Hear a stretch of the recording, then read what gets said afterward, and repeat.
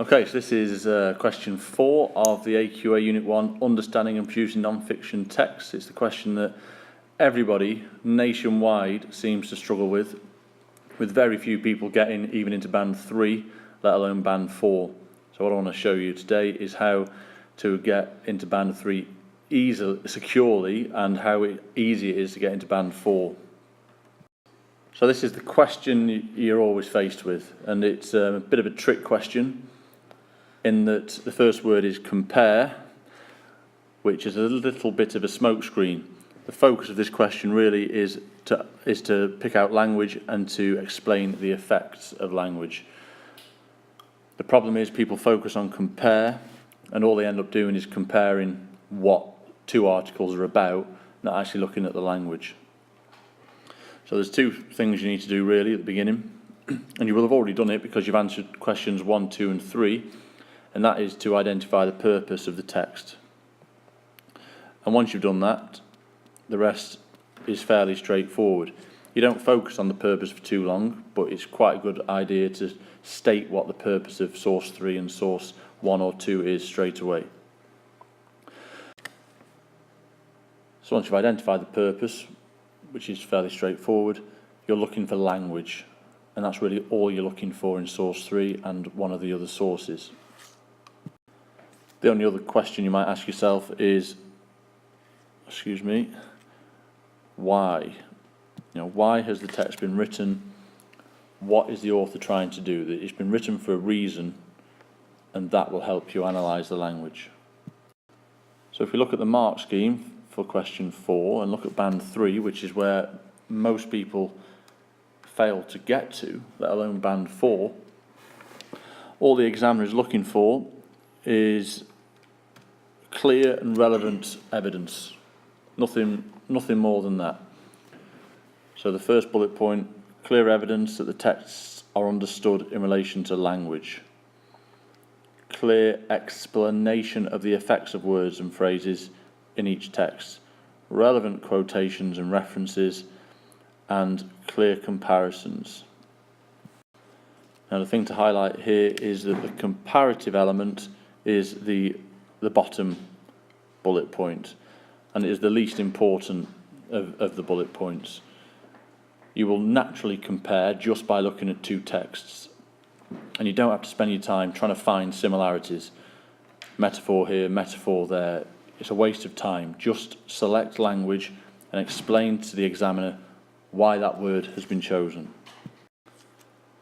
And to back that up, here we have a quote from the literature that's sent to examiners just before they start marking, reiterating the emphasis of the question, which is to analyse language and to understand the effects of words rather than comparison. The comparison element of the question is the least important, and you shouldn't get hung up on that one aspect.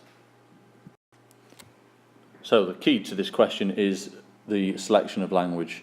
If you can select language in an appropriate way and talk about it in an informed and just a clear way, you will get band 3. So if we look here, it says, when reading source 3, decide how the writers use language. Is it descriptive? If it's source 3, probably it will be descriptive. Is it persuasive or argumentative? Probably not. But that could quite well be one of the other questions, or even one of the other sources. Once you've decided that, just go and find it and start talking about it. So once you've found the language and you've started to put it into your answer, you've then got to comment. You've got to, from your own point of view, express to the examiner explain why that language has been chosen.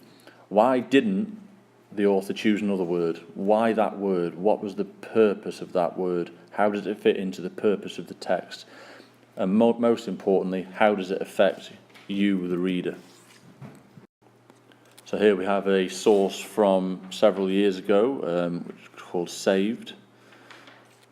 And there are a couple of things to point out here which will help. Firstly, when you're reading this for question 3, you'll understand that this here is the most important part of the text. That the couple of sentences or the sentence at the top of the page gives you the context of the text, and from that, for question 3, you can work out how the person is going to think or feel simply because of the situation they are in. And the same for question 4. The language they will use in this text can be explained from this 1 or 2 sentences. And it says up here, after their plane crashed high on the mountains of South America, 2 of the survivors left to find rescue for themselves and their companions. Now, it doesn't take a genius to work out that if you're a survivor of a plane crash, the events that unfold after that air crash are going to be dramatic, they're going to be dangerous, and they're going to be worth writing about.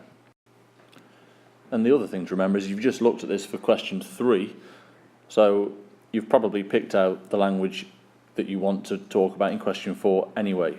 However, don't let that stop you looking at other more important language if you can find it. So as we move into the text, we'll see that there are several sort of sections to the same piece of text, and you've got to show full understanding of the text. And in this piece, it's divided into several sort of mini sections where the mood changes, the theme changes, and up until this point here, it's quite stressful, it's quite negative, and then we have a couple of paragraphs, 3 paragraphs of optimism, and then a final paragraph where things seem to get more difficult. And because you've already read it, question 3, you shouldn't need to reread it in depth again. You will have an overview of the text, so you should have identified these structural differences. Now, very important, do not write about the structure, but be aware of it so that you can explain the effect of the language throughout the text. But you're not writing about structure, you're not writing about sentence types, you're not writing about punctuation, you're only writing about language. Don't focus for too long on the purpose or the content. Don't describe the text, just pick out language, and I'll show you how to do that in a second. So if we focus just for now on the middle portion of the text, they've made their way down through the mountain range, and they get to a clearing where they say the view which met his eyes was of paradise. The snow stopped. Now, what you tend to read when you're examining is an awful lot of, you get to a couple of sentences like this, and they don't talk about the language, they talk about the fact there are 2 simple sentences, and that gets you absolutely no credit at all. There are no marks available. However, if you talk about paradise, as mentioned there, and the fact that the snow stopped, we have some very obvious and easy marks to be gained. And if we read on, from under its white shell there poured forth a torrent of grey water which flowed with tremendous force into a gorge and tumbled over boulders and stones to the west. And more beautiful still, everywhere he looked there were patches of green, moss, grass, rushes, gorse bushes, and yellow and purple flowers. So what you've got here is a change in tone, which in turn affects the way the reader feels. We no longer feel panicky and nervous for their position. We suddenly feel optimistic. We suddenly feel as though there is hope. The word paradise has obvious connotations to the Bible, of heaven, and we also, to back that up, we have the fact that it stops snowing, and it gets even more beautiful. We suddenly have loads of colour, green, yellow and purple, and all of these things contrast with the bleakness of earlier on in the text, and the bleakness of their mood. And as we read on, we see that is just that mood, that theme is reiterated. As Parado stood there, his face wet with tears of joy, Canessa came up behind him, and he too exclaimed with happiness and delight the sight of the blessed valley. Then both boys staggered forward off the snow and sank onto rocks by the side of the river. For more than an hour they rested in the sun, and, as if it were indeed the Garden of Eden, the birds had already seen for so long perched close to them on the rocks and seemed quite unalarmed by the extraordinary apparition of these two bearded, emaciated human beings, their bodies padded with several layers of filthy clothes, their backs humped with knapsacks, their faces cracked with and blistered by the sun. Now the fact is, we have a collection of words here which all point in the one direction. It creates a semantic link, and it lifts our mood as readers. All these words have been chosen because they link back to the idea of paradise. We have a link here to Garden of Eden, and we have adjectives like joy, happiness and delight, and there's only one way of reading these things, and that's also reiterated with blessed valley. We know, we understand instantly that this is a much more optimistic use of language than previously. So it's been chosen to affect us in that way, and that's all we say in our answer. So if we've selected the words paradise, blessed valley and Garden of Eden, the examiner is going to be pleased. How do we then go about explaining the effects? We do this. The writer uses descriptive language such as paradise to show how beautiful the valley is. So the examiner is giving credit instantly. And it's paragraphs like this that you just need to repeat for 15 minutes. So you're getting credit for the use of language. The word paradise suggests that after walking for so long in the frozen snow, Prado and Canessa have stumbled upon a place that feels like heaven. So we have a clear, I would say that's a clear, it's clear evidence that they understand the use of language, that paradise is linked to heaven. Now they reiterate that, and this is how they get band 4, by adding in secondary and tertiary third examples. Forgive the spelling mistake, you're not marked for spag, so it doesn't matter. So the religious metaphors continue with the words blessed valley and Garden of Eden. What you're demonstrating here is that you understand that writers choose language deliberately, and they collect language in paragraphs to reinforce a mood, and the effect that has upon you is obvious. It changes the way you read it and the optimism you feel for the people within the text. The writer's choice of language is almost suggesting a miracle has happened, and that's band 4, and that is all you need to do. And the key to it is the initial selection of language and a very straightforward explanation of why it is there. So here we have a text from the last mock that you did, alone. The title tells you as much as you need to know. I mean, for question 3, it's very, very easy.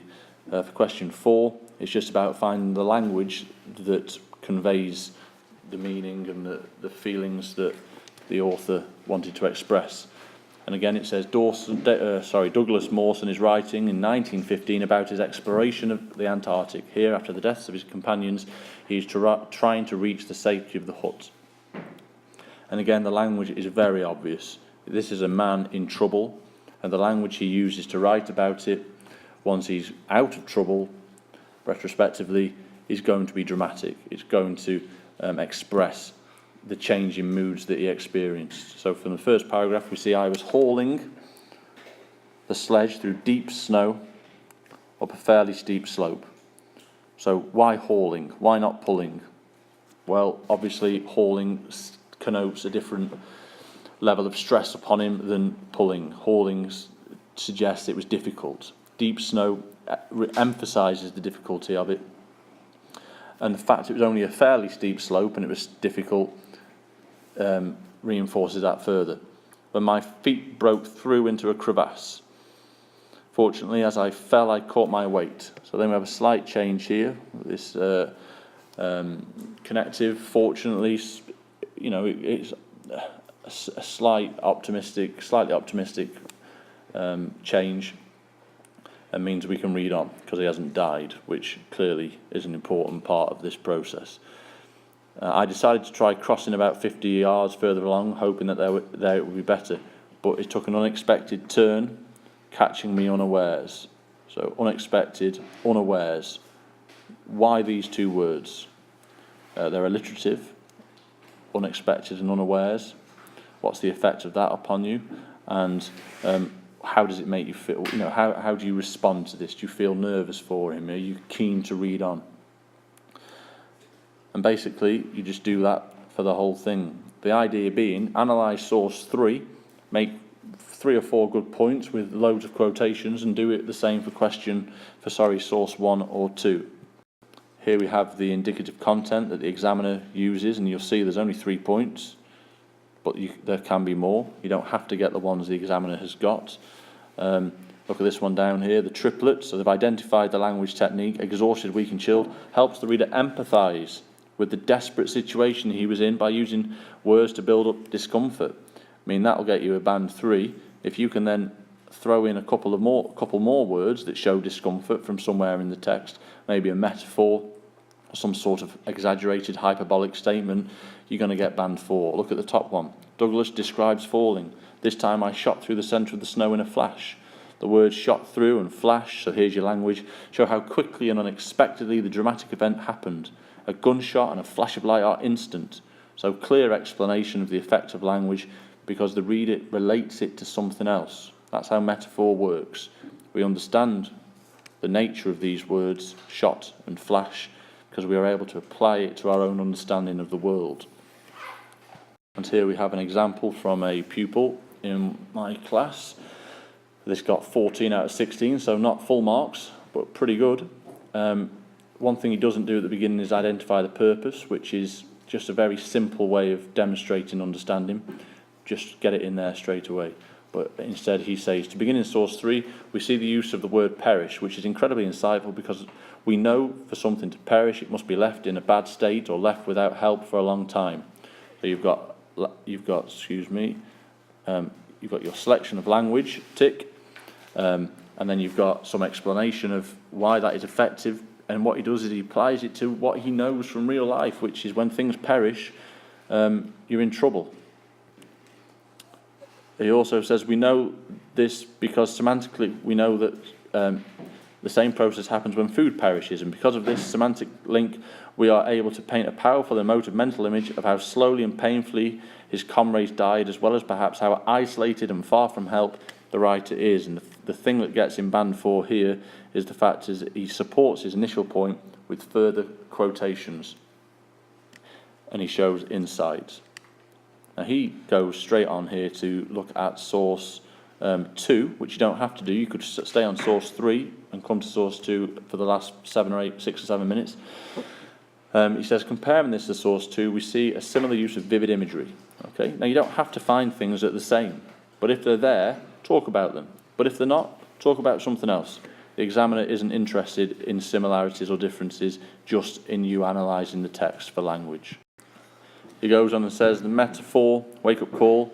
So again, excellent identification of the language technique to create a lexical link to our understanding of circadian rhythm, helping paint a mental image. So there's the effect. It's quite a basic one, that, but he goes on. This is effective because by creating this image and theme of light and dark, we begin to understand the key messages of the text in a more compatible semantic form. For example, we begin to link darkness to death and light to heaven, similar to source 3, allowing us to make link between the white ice is good and must be protected, whilst the darkness associated with black oil and thick smoke is associated with death and must be stopped. Now that's band 4, it's insightful, it uses language, it's extremely clear as well.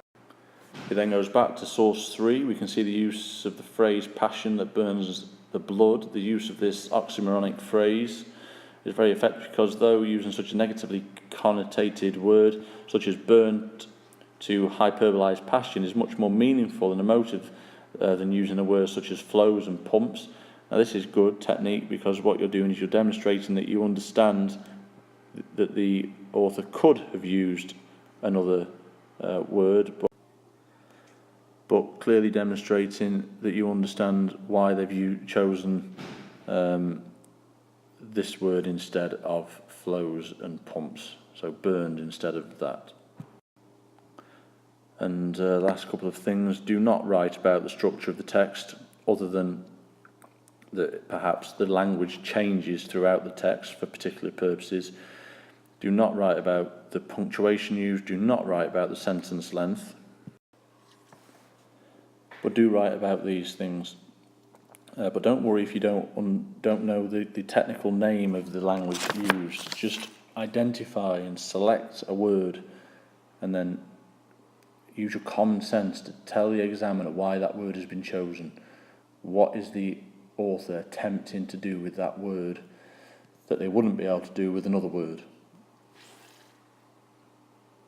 And that's really the key to answering this question successfully.